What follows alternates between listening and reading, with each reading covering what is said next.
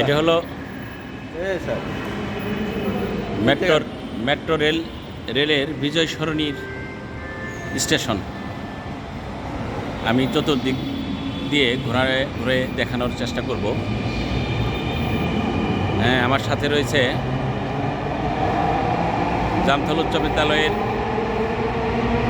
সহকারী শিক্ষক জনাব ইমরান আলী স্যার।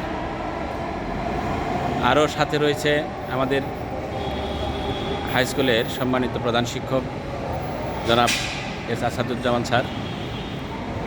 আজকে আমরা মূলত ঘোরার উদ্দেশ্যেই, দেখার উদ্দেশ্যেই শখের বসে উপরে উঠেছি, স্টেশনটা ঘুরে ঘুরে দেখব। হ্যাঁ, আসলে সত্যিই বাংলাদেশেই দেখার মতোই একটা প্লেস। মোটামুটি যারা ঢাকায় থাকে তাদের জন্য একটা অবিস্মরণীয় এবং খুবই সুবিধাজনক একটা ব্যবস্থাপনা তৈরি হয়েছে। যে আমরা এখন উপরে ট্রেন এসেছে। কেন বন্ধ আছে? আমার প্রধান শিক্ষক একটা গেট দিয়ে যেতে ধরেছিল, সে আটকা পড়ে গিয়েছিল। হ্যাঁ, এই বিষয়টা বুঝতে পারলাম না কেন আটকে গেল। ওখানে কি টিকিট ছাড়া যাওয়া যাবে না নাকি? টিকিট ছাড়া যাওয়া যাবে না নাকি, এরকম নাকি? একটু যেতে ধরেন তো দি স্যার, একটু ভিতরে যেতে ধরেন। হ্যাঁ, ক্লোজ ক্লোজ, ক্লোজ।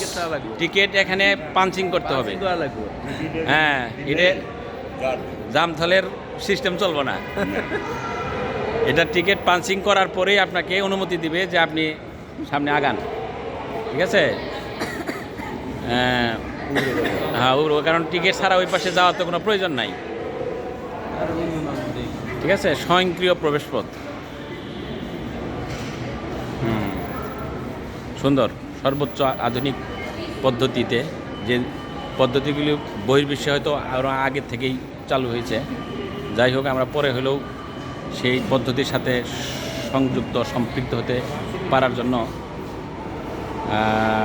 মূলত আসলে বাংলাদেশের জনগণের অর্থে উপার্জিত এই উন্নয়ন প্রথমত বাংলাদেশের সকল মানুষদেরকেই